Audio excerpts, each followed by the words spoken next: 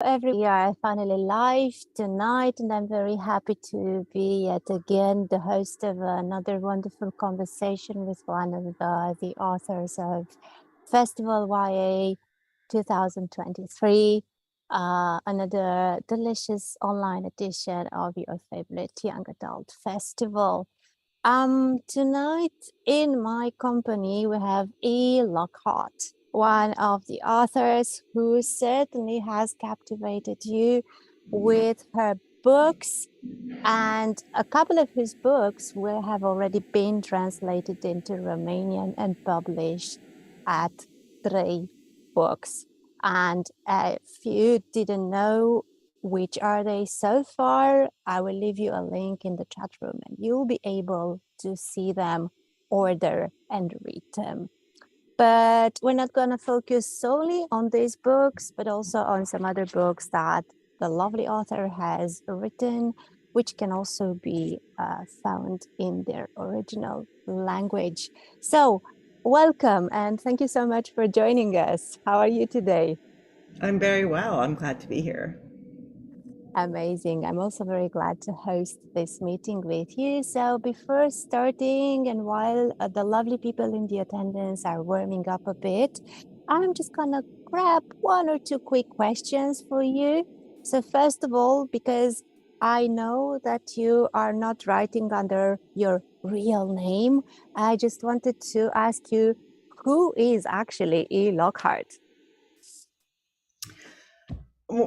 Well, Lockhart is my real name because Lockhart is my middle name. So I just publish my young adult fiction using my middle name. It makes my life easier. I've written a lot of books for very young children under my legal name, which is Emily Jenkins. So it separates my books for, really little kids from my books for teenagers and adults. So there's nothing I'm hiding, sadly. No skeletons in my closet or, bodies buried under my floorboards. Oh, too bad. I mean, I was thinking, having read a couple of your books, I was really thinking about the secrets you might be hiding, but blast. All right, fine. We're going to take it as it is. Thank you very much. I was quite curious to know which of these books that you just told us you've been writing came first. So did you start writing for adults, for children, or for young adults? Well, I started writing for adults and for little kids kind of at the same time. And, at a lot of the festivals that I go to, I meet many, many young people who want to be writers. And I was one of those, young people as well. And one thing that took me a while to figure out was how to build an audience as a writer, because naturally I'm a little bit all over the map. I want to write some stuff for little kids. I want to write some comedies. I want to write some thrillers. I like some fantasy and I like realistic fiction. And I like to keep myself on my toes, so to speak. I like to keep myself alert and trying new things. But publishing really wants authors who produce the same thing over and over, or similar things, right? When you go buy a second book by an author, you want a similar experience. If you loved a YA thriller, then you want another YA thriller. And that is not actually really natural to me. So when I started publishing, I did some stuff for little kids. I did a book of essays, then I did a novel for adults, and I was sort of all over the map. I don't know if you have that expression, but, just I was having fun, but I was not building a career as a writer. And when I got the idea to write my first young adult book, I was offered a 2-book contract, and I had never been offered a 2-book contract before. And so I thought that this was a real opportunity to follow one type of book with another similar type of book. And my publisher was investing in me kind of for the longer term, at least for 2 books worth. And so that was the point where I started thinking about, using the name Lockhart for my young adult books and just focusing my writing career a little more strategically, more thoughtfully. I still haven't, if you guys go and read How to Be Bad, you will see it is a very silly, lighthearted comedy about friendship and religion and sex and, problems that friends might get into who have different worldviews. It's not a thriller at all. There's no dead body. There's, no deep, dark secret.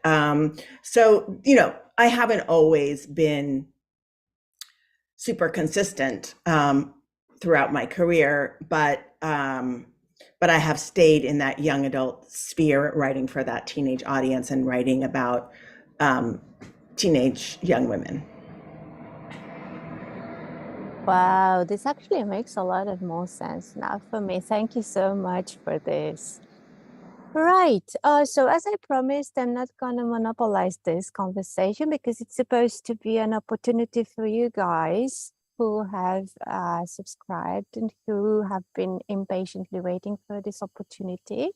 So without further ado, I will just quickly explain the rules for those of you who haven't attended this kind of event before. So when you want to ask a question or to tell something to the author, it would be very nice of you if you raise your hands using the reaction. In Zoom, you have there a tiny smiley which says reactions, and there you have raise hand. Or you can just raise your hand so that I can see you. Or if for any reasons you do not wish to speak, there's also the option for you to write your questions in the chat and I will see them and voice them for you. So these are the basic rules that we need to follow. And this is the first invitation for you to start addressing questions or to tell our lovely author anything that you have in mind. I'm waiting for your reactions.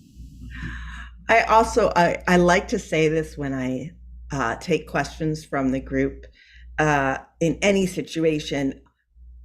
Anything you want to ask is fine with me. You can ask me personal questions. You can ask me about publishing and how publishing works. We can talk about We Were Liars or Family of Liars or How to Be Bad or any books that you might have read or not read. We can also talk about writing processes and writing techniques and tips. We can talk about snack food. We can talk about cats. We can talk about life in America. I live in New York City. You know what I mean? If you are curious, I'm happy to answer. There's no bad question. So. Amazing. Thank you so much for this. Come on, guys.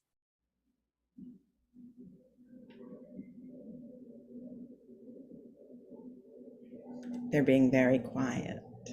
Yeah, I don't know what to say. Maybe you should ask them something. I should ask them something? Yeah, I don't know. Well, I can tell you what people are asking me about a lot lately. The biggest question is usually about Family of Liars, because We Were Liars. What is the title of We Were Liars in Romania? It's just like Liars or The Liars. The Liars. Mincinoșii. Okay. Yes. Well, Family of Liars is a prequel to We Were Liars. So it's not a traditional follow-up book. And that is always something people are curious about. Family of Liars takes place a whole generation before We Were Liars. So if you have read We Were Liars, I don't want to spoil it for you, but if you have read it, you will probably understand why a sequel is not a great idea, right? It is not going to be satisfying to my readers. It is going to fall flat and be disappointing to them. So I was really trying to figure out how I could tell a satisfying story that would open up and the Sinclair family and reveal a lot of their secrets without being a sequel. So I came up with the idea of writing a story about the characters who are the moms in We Were Liars, Carrie and Penny and Bess, and writing about them back in 1987 when they are teenagers. So it's 3 teenage girls who are spending summer after summer on the same island as in the first book.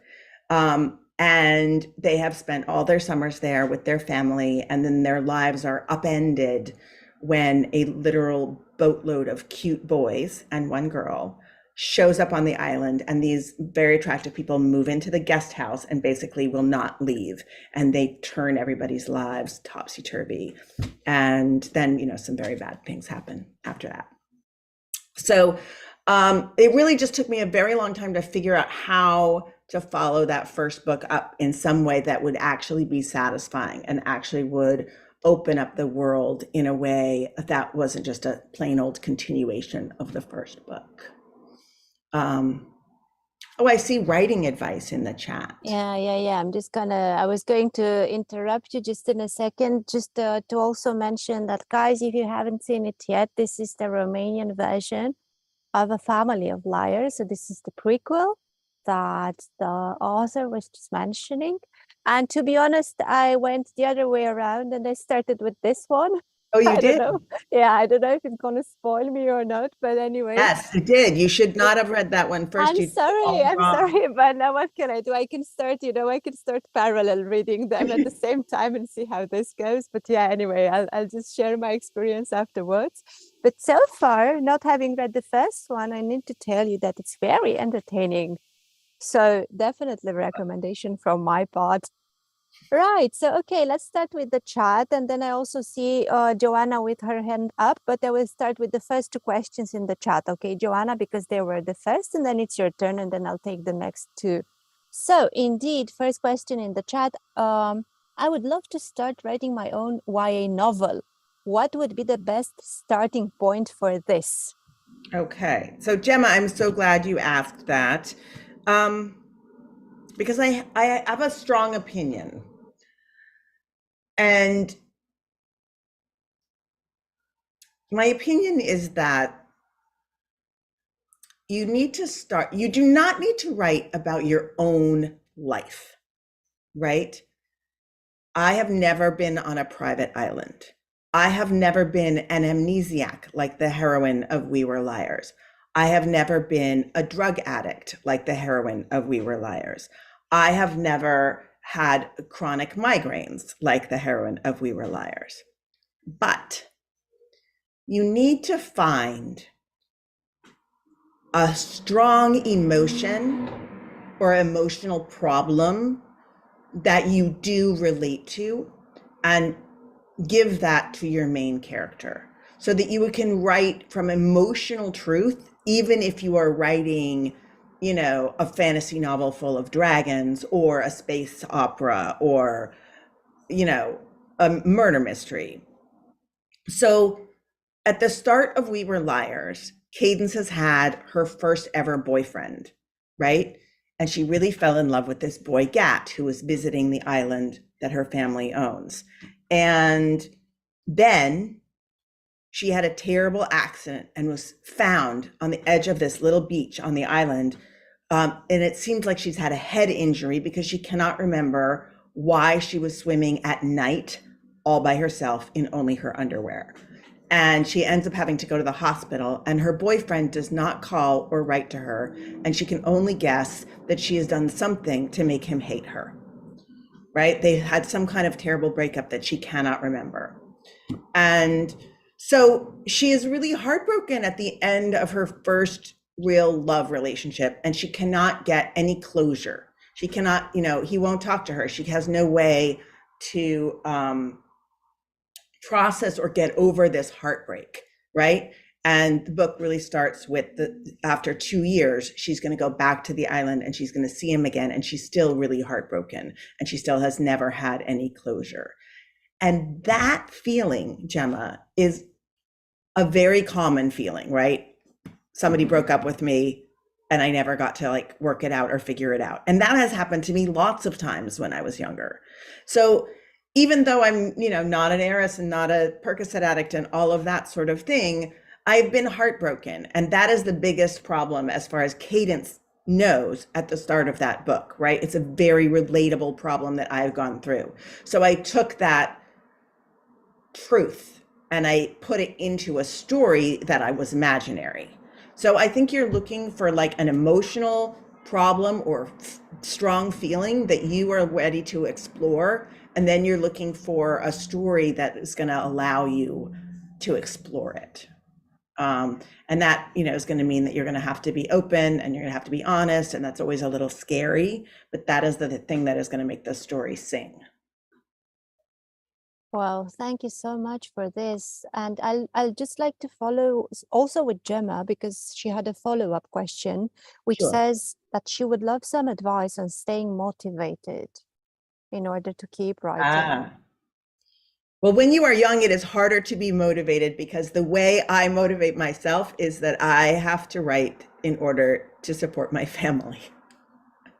That is how I pay my mortgage and buy food and all of that. So I have a lot of deadlines and I have people breathing down my neck, so to speak, right?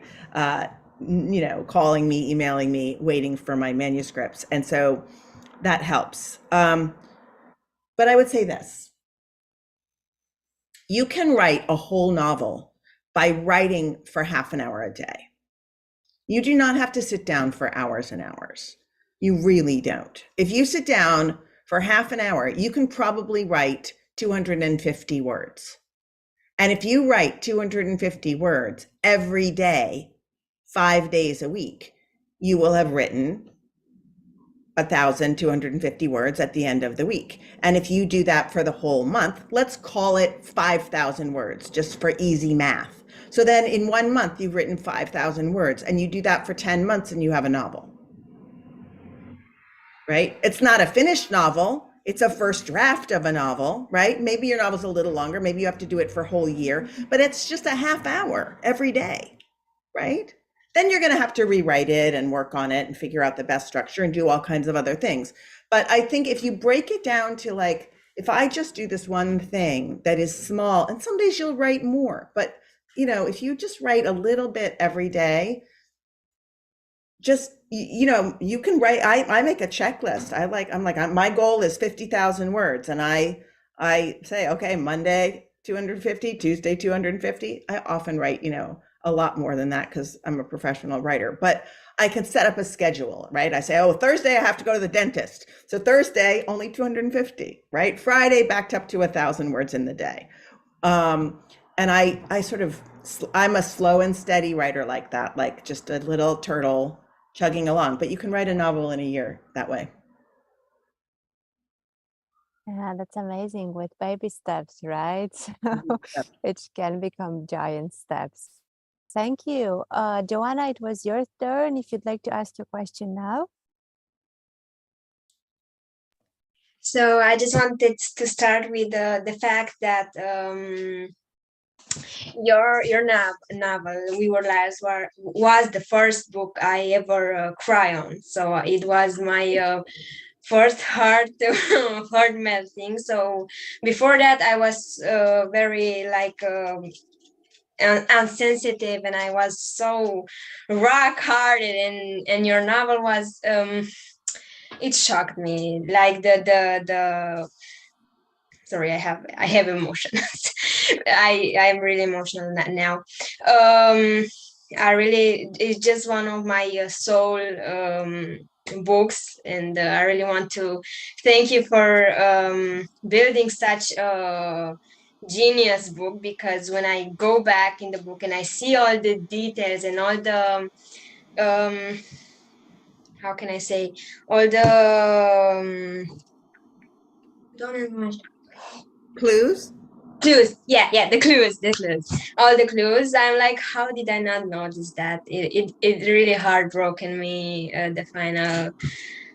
And I wanted to ask you, how did you thought about that clues? How did you integrate them in the book, and how could you not make them noticeable?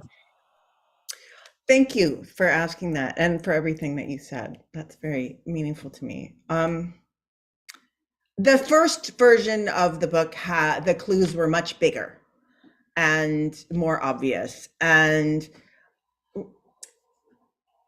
I do not always show my writing to my writer friends.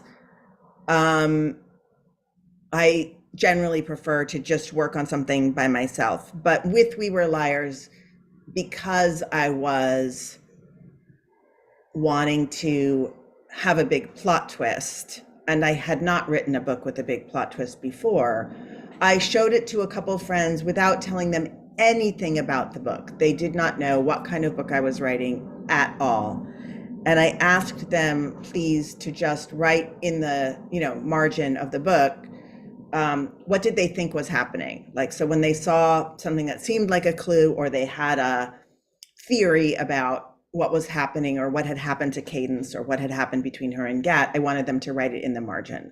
And so I did that. And the first person who gave me feedback figured it all out on page 11. So I thought, okay, then I have to.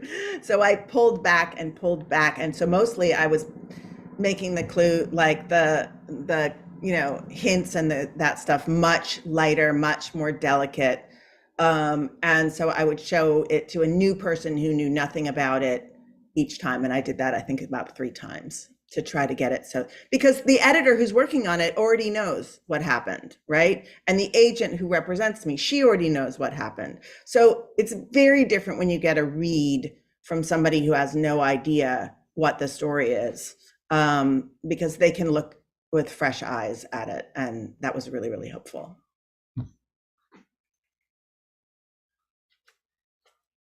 Thank you so much. Joanna, did you want to say anything else now?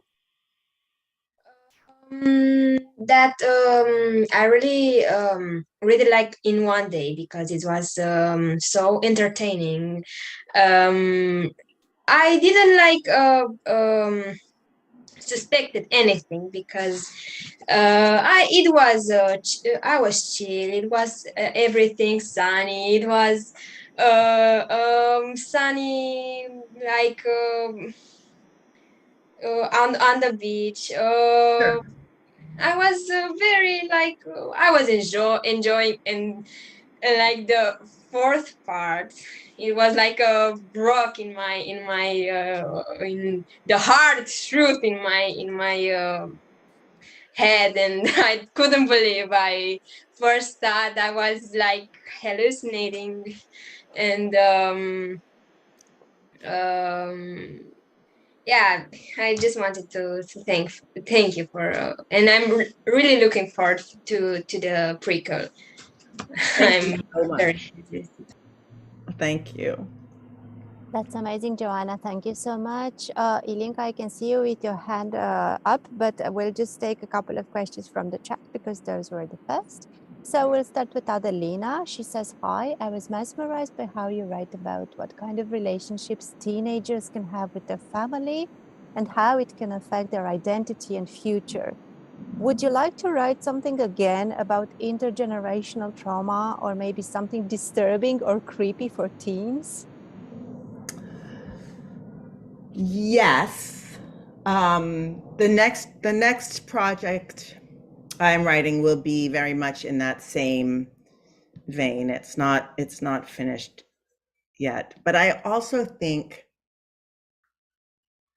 that these themes sometimes come up in my stories, even when I don't think that that's what I'm writing about. For example, a year or two ago, I published a superhero comic. I invented a superhero for DC Comics, and it's called Whistle, and she is and it's, I'm sure it's only available in English, but she is a teenage activist Jewish hero who lives in a historically Jewish neighborhood in New York, in Gotham City's Lower East Side, but it's based on New York's Lower East Side, basically, which is where my great-grandparents, when they came over from Russia and Poland, respectively, lived. So it's a neighborhood that I had personal ties to, and I put a neighborhood like that into Gotham City, which is where Batman lives, right? So Batman lives in Gotham City, and there are Batman villains all through this book, right? So this teenage girl gets superpowers, and she fights these Batman villains, and she also gets sucked into the Gotham City criminal underworld and whatever. It's very much like an action story, and it's got super villains with, you know, special powers, and it's got this neighborhood, and it's got a talking dog. And you know what it's really about? A lot of it is about parents and children and your heritage and intergenerational, you know, I don't know if I would say trauma, but, you know, the history of the Jews in the city, her feelings of responsibility and guilt, navigating her relationship to her family of origin, and, you know, her mother's beliefs and having somewhat different relationship to Jewish identity. I mean, it's all about the same stuff. It's more Jewish and it's more superhero-y, but it's really thematically so much the same in lots of ways as We Were Liars or Family of Liars. I ended up writing about these same types of themes, even though I didn't think about that at all when I was starting the project, right? I was starting the project and I was like, she gets superpowers and her dog starts to talk to her and it's gonna be super fun. But the themes that preoccupy me, you know, made their way into the superhero comic just like they do in the novels. Oh, that's amazing. I actually didn't know about this one. I think I saw something on your website, but is she like the climbing girl? No, it's not. Oh, it's that one with the dog, right? Yeah, more dog. This dog stays alive, I will say. Yeah, it looks amazing. It's actually really, it's got great quite cool. And yeah, it's a kick. It was really fun to write a graphic novel. I had never done that before. Yeah, I can imagine. Thank you so much for sharing this. Okay, one more question for the chat, from the chat, and then we'll go to Ilinka. So Roxy in the chat says, what book would you recommend for readers who liked We Were Liars? A book with similar vibes or a similar plot?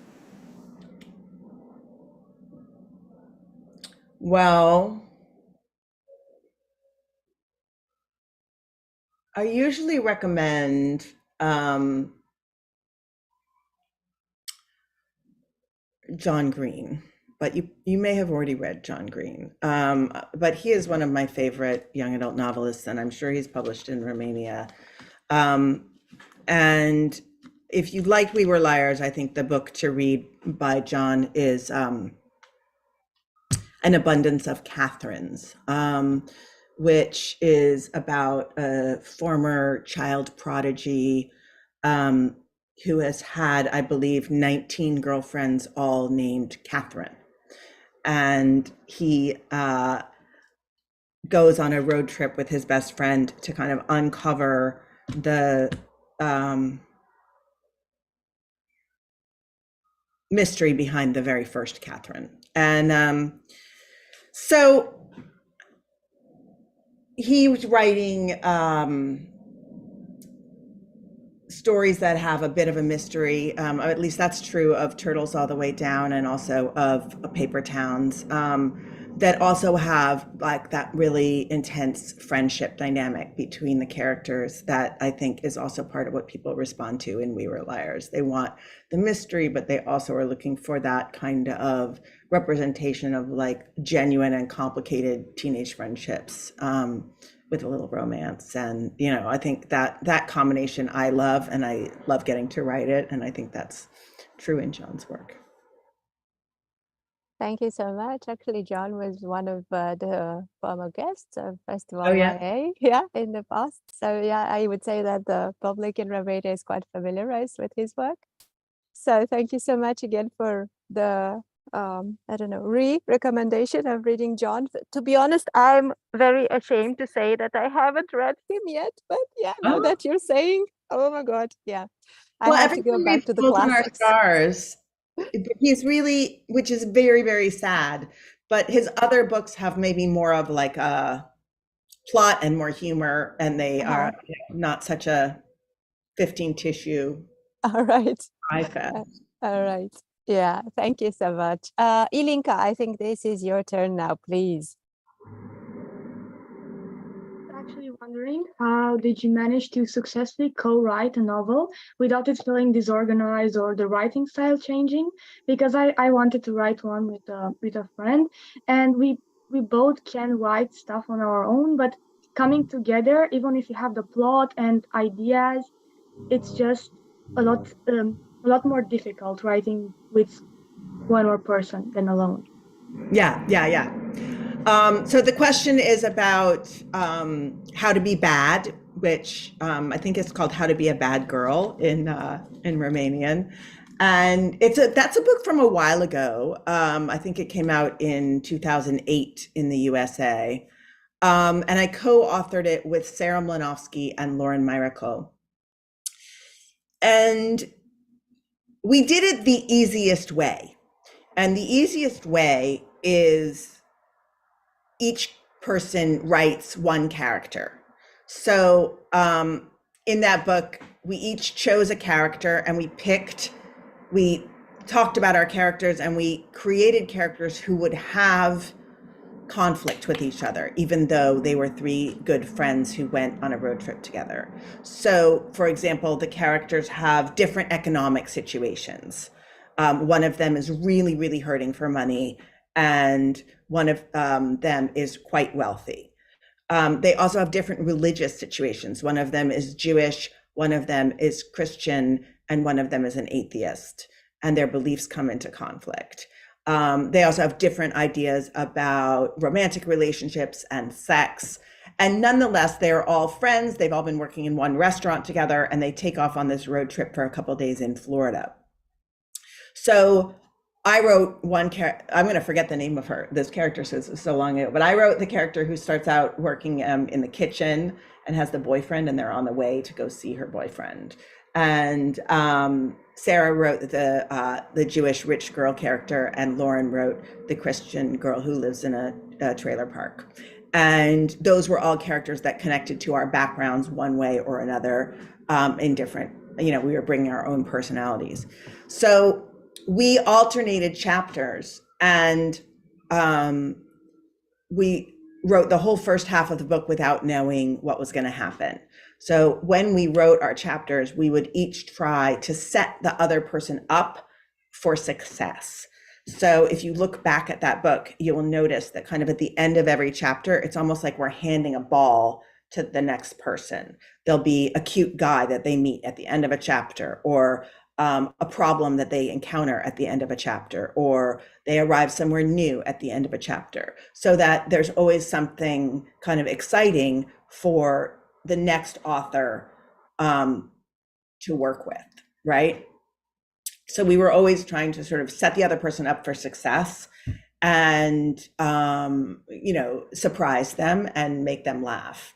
So we wrote the first half of the book that way, and then we went back and met together, and we drove through Florida together and saw some sites that we thought would be good, locations for our book, and ate out in restaurants and made each other laugh some more. And we plotted out what would happen in the rest of the book. So we created an outline when we had gotten about halfway through, and that outline helped us to stay on track for the rest of it. But it's challenging. It's very rewarding. It was really one of the most fun I've ever had making a book, was writing that book with them.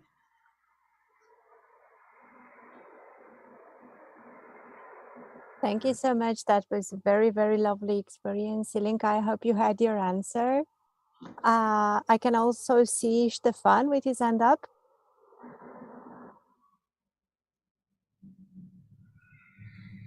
Yes, I wanted to say that I've read We Were Liars about 4 times now, and I say it's my favorite book ever written. So thank you for writing it. And I read Family of Liars last year when it came out, and I knew something was going to happen because it's the Sinclairs. It's obviously going to happen. It has to happen, yeah. And then it happened, and I was shocked. And then Carrie went over her story again with the truth.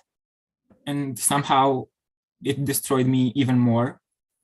And I was wondering, how did you come up with the idea for the book? Well, I generally write a proposal for a book, which is a luxury that I have now that I have published a bunch of novels. So instead of writing the whole book, which is, when you first are getting published, you must write the whole book. But later on in your career, you can write a proposal. And so I wrote a proposal for Family of Liars that outlined the basic things that would happen and what happens with Pfeff and Carrie and Penny. But what I had in my first draft of the proposal was the story that Carrie tells you first, right, about Bess. And then it was in still rewriting the proposal, I was looking to try to make it feel more energized. So I took a section where I had explained what had happened and I wrote it in Carrie's voice, right? So I sort of just hit return a couple of times and made a section that was in the voice of the storyteller. And when I had Carrie describing what happened, I suddenly realized what the truth should be. And it just came sort of pouring out once I was writing in the voice of my main character. And I realized,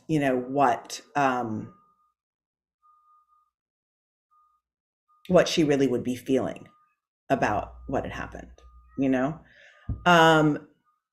and so I knew that was like where I was, I had figured out somehow that was where I needed to go.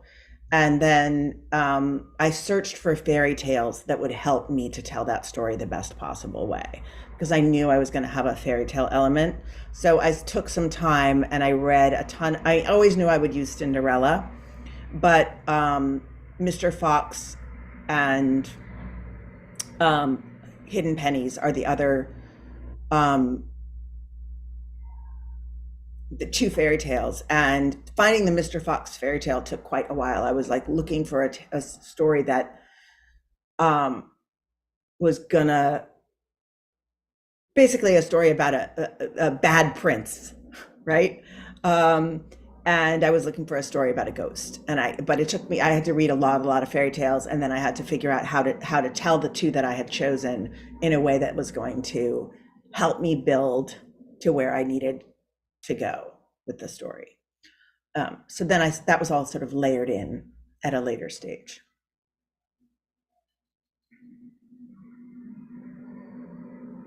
Also, I have one more question. I was wondering what happened to Katie after the events of We Were Liars? Like, how does her life play out in the long run? Yeah, this is a good question. I don't know. I mean, I hope she, she heals and is able to go to college maybe, or, stop living in her mother's house one way or another. I think separation from the family of origin is a big part of growing up. And that's something that Carrie never does, right? She only separates partially, right? But she doesn't fully separate from the family of origin, and none of those Sinclair women really ever do. And that's their downfall, I think. It's been interesting. So We Were Liars is going to be a television show on Amazon Prime, and it's paused right now because there is a writer's strike here in the US. So basically all of Hollywood is paused for the next who knows how long. But I have been working on the television show, but not writing it. And the writers in the writer's room have all kinds of ideas about what happens after. And they will brainstorm and throw out all these different thoughts and things that I've never even thought of, So that has been really interesting to see these other storytellers at work on my story world. So the show should definitely happen once Hollywood starts up again, but I think it would be in the second season that you would get to see some kind of answer that they would have created. Okay, thank you. Yeah. Thank you for your question, Stefan. And I will just take over from the chat. I see that there is already a pile of questions over there. So first of all, we're going to take Antonia with what was the most difficult moment in your career as an author? Oh, that's a good question. I don't get that very often. Well, I want to say, first of all, that people often imagine that once you have published a book or two that is successful, that everything is easy after that, right? That somehow you have tons of money and everything you write is popular after that and everything you write gets published. And that is not true. I get things rejected all the time. I put forward ideas to an editor that I like and the editor says no. And I have to go to another editor and maybe a third editor before I get a yes, or sometimes I never get a yes and I just don't do that project. So you only see the things that an editor says yes to, but I'm often proposing things, you know, either in a written proposal or talking through an idea that's rejected. And there are books of mine that come out that are not popular and, you know, feels like I wrote this whole book. It took me a couple of years and almost nobody read it, you know, and then other books are successful and find an audience, which feels wonderful. So it's always up and down. It's never just like up, up, up, up, up, up. It's always feels like you're on a little bit of a roller coaster and there will be definitely bad days in this process of creating, you know, art, creating stories and putting them out in the world. The worst thing that happened to me probably was my second book project, which was an adult book. I had a publisher who was interested in it and I sold it to that publisher. And then the editor who was working on it left the publishing house. And so the book got moved to somebody else who did not really want it. And I was still very new. I had not done a lot of work before, and I couldn't tell if it was normal that she didn't answer my emails or get back to me about my project. You know, I just thought, well, she's very busy, she's important, you know, I just have to keep working. And when I turned the book in, finally, she just canceled it. But she could have waited. I mean, she could have canceled it earlier, but she just canceled it after I had already done all the work. And so I had no publishing deal anymore. And I was just absolutely devastated at that point. And I couldn't believe that this, you know, thing that I thought was a dream come true had turned into nothing after, you know, a year and a half of work. And so that was a very, very discouraging time. And I was eventually able to take the pieces of that book and rework them into a different shape and sell it somewhere else. But it was a point where I sort of thought, oh, I'm not cut out for this. This is too hard. And I don't think, you know, I can go on. I should just give it up. So, but you know, most of that is forgotten now, you know. Eventually you just do pick yourself up and try again.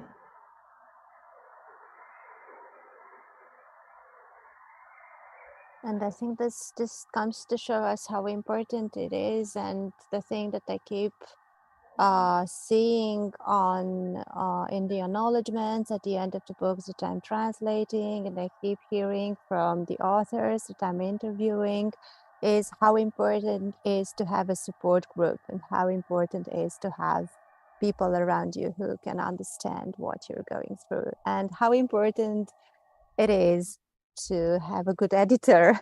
Speaking of this, and to have an editor you can actually get along with. So yeah, thank you so much for sharing this and for being candid about it. I will just continue with a positive question this time so that we can brighten up our moods. Clara is asking you, what has been your favorite experience as a writer so far? Well, the best part of writing is just the days that it goes well, when all of a sudden you get that idea or something becomes clear in your story, or you write even something, that makes you laugh or that makes you feel sad, or, something where you feel like you've really brought your best self to the page. But that is a solitary experience. And, it's just about me and whatever I've written that day. The thing that I like best about my job as a person who puts those books out into the world is going to teen book festivals. I mean, you all are at one on Zoom right this minute, but we now have started our festivals up live in the USA, and there are some teen book festivals that are really, really fun, not only for the people who go to them, but for the authors, because the energy is really high and the crowds are big. My favorite one is in Charleston, South Carolina, called Y'all Fest. And you can go to their website, which is yallfest.org. And they take over the streets of downtown Charleston, which is a very sort of cute shopping area, and it has ice cream stores and donut shops and a big bookstore. And the bookstore sort of spreads out into the courtyard, so it becomes an outdoor-indoor bookstore. And there are signings where the authors sign in the donut shop and in the ice cream store. And last time I was there, I signed in a vintage clothing shop full of like really chic leather jackets and things like that. And they have panels and all kinds of things like that all day as well. So you can see authors in conversation with each other, or you can go to signings. And it's just a very joyful connection of readers to writers. And you see, kids and their parents or librarians who have driven, 5 or 6 hours to get there, and they're staying overnight. You often see kids who are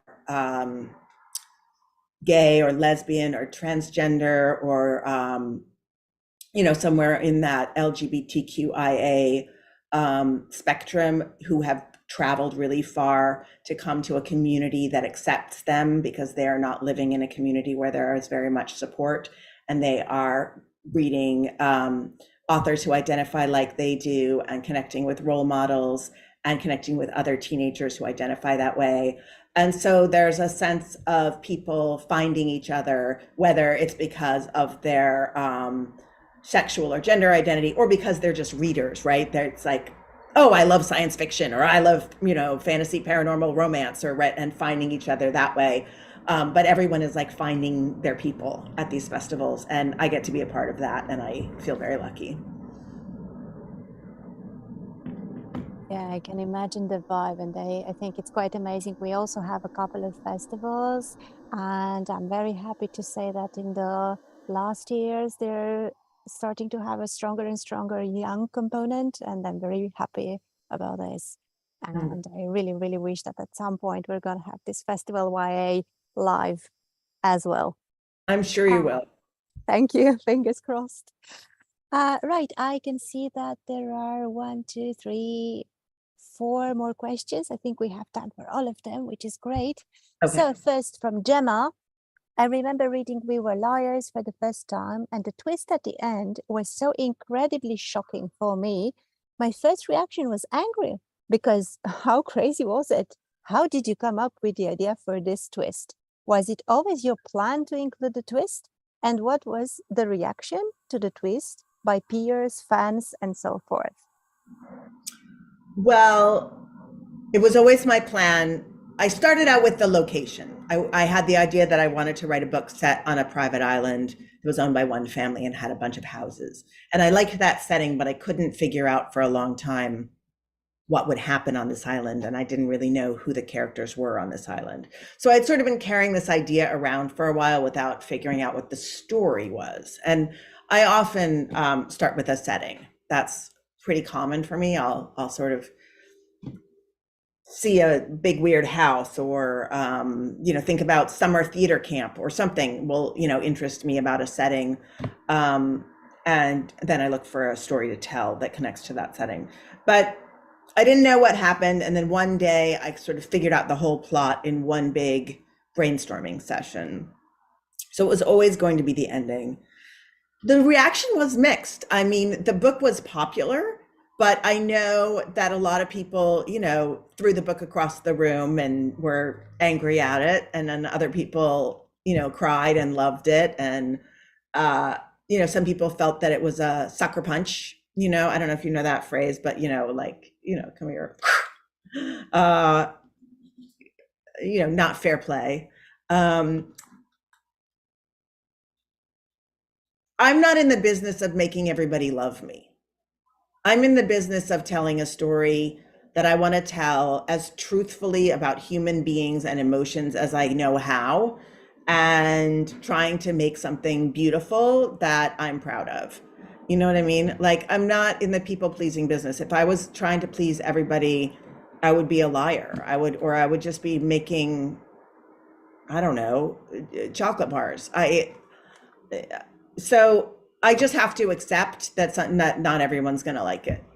You know, I just have to make the best thing I know how to make, and then be happy if people do like it. So I was ready for that, I guess is what I'm saying. I was, and because I knew that it was a big twist, and also because the style of the book is a very stylized, very aggressive, you know, way of writing something, I knew that that would not be for everybody. Fair enough. Thank you so much for sharing this, and I hope you had your answer, Gemma. I will quickly go to Mariuka's question. She says, the first book and my favorite of yours is The Disreputable History of Frankie Landau Banks. Do you have any future plans to return to a boarding school setting?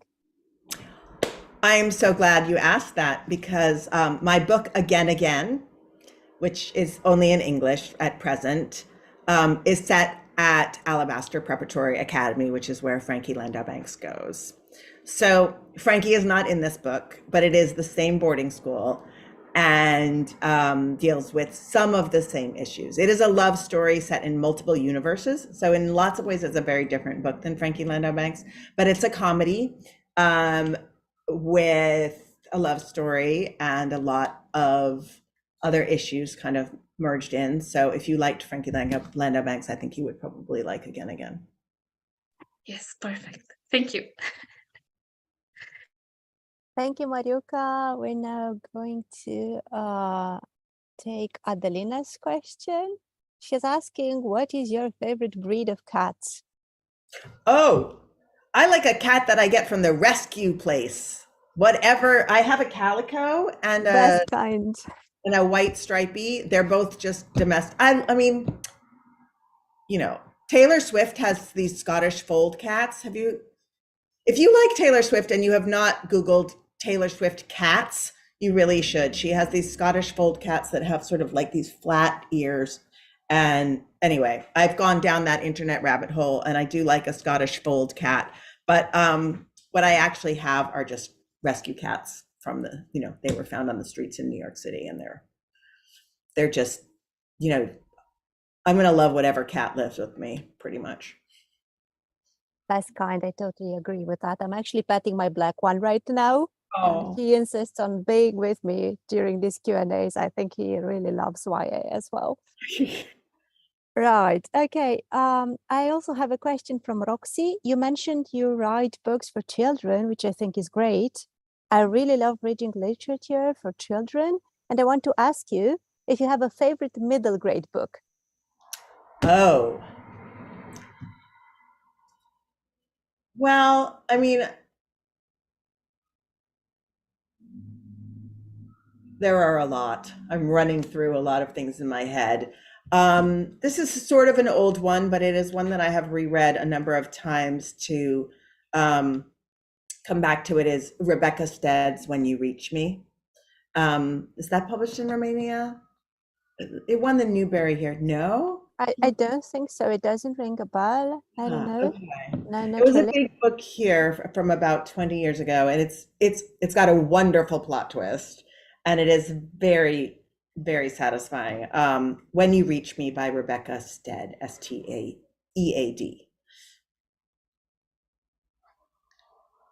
Thank you so much for the rec. I really appreciate that. I just think that, you know, middle grade books have such a brilliant takes, and like we have so few of them translated. So I really, really like an author who encourages us to translate more.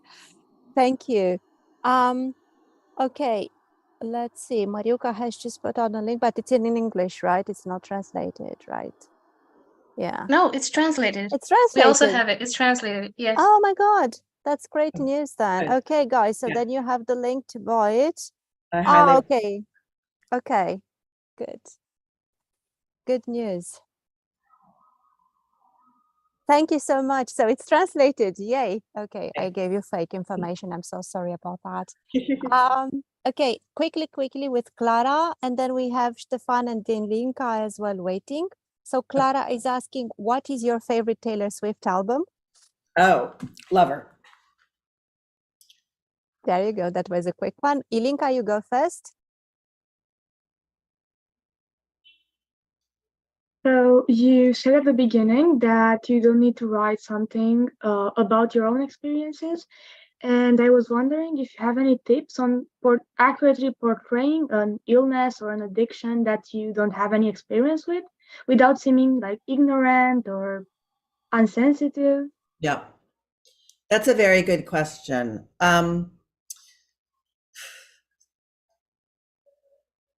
Very often I write my first draft without worrying too much.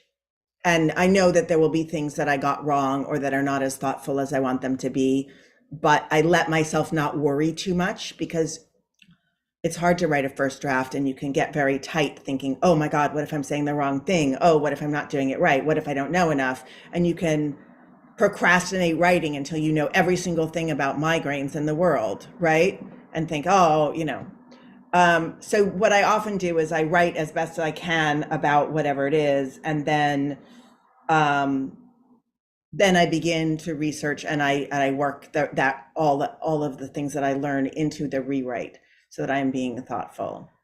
Then I very often I'm very often writing about something that someone I know has experienced. So, for example, with Again, the heroine's little brother is an addict. He is an opioid addict, and he has gone to rehab and then come back and then relapsed and started using again. So she has a lot of very intense feelings about all of this and what his recovery and relapse has and subsequent recovery have done to her family. And so in that case, I knew 3 people who had had the experience of living with somebody who had an addiction, and they were all willing to talk to me. 2 of them were moms who had kids, and one of them was a friend of mine whose brother went through this. And they all talked about their feelings very openly, and I learned a lot of nuance about how my character might react, right? Not how everybody reacts, but how, you know, I learned a lot of things that I might not have thought of, and I was able to layer in a more complicated relationship between the heroine and her brother and her parents than I would have otherwise. And then when the book was finished, I had somebody who is a therapist who specializes in adolescents who have substance abuse problems read through the book and give me some notes. But that was really at the end of that process, right? So because I needed the book to be mostly finished so that I could make any changes and it wouldn't, you know, mean that I had to reinvent the whole story and then ask the person for another. So I paid that person a reading fee, and she had me make a few small, you know, they were small changes, but add a sentence here to make sure that something is clear, or add a little nuance or delicacy here, or make sure that there's, you know, you're caretaking your young audience and making sure that you're not putting forward any misinformation, that kind of thing. So there's sort of three stage, like I'd say 4 stages. 1, I write about it without worrying. 2, I research and layer my research in. 3, I try to talk to people who have had personal experience. And 4, I hire an expert. Thank you so much for sharing this. And I think this is the last question that we're going to take. So guys, if you had anything more to add, perhaps just leave it in the chat so that our lovely author can read it. Okay. Stefan, you're going to have the honor to ask the last question for tonight. I wanted to ask if you're a Swiftie and if you're excited for Speak Now Taylor's version. I'm a sort of medium level Swiftie. My sister is a full on, taking airplanes to go to the concert type of Swiftie. And I've just sort of, her and my younger kid, both are Swifties, but I just sort of dog paddle to catch up with them. So I'm excited for all of it, but I'm certainly not an expert.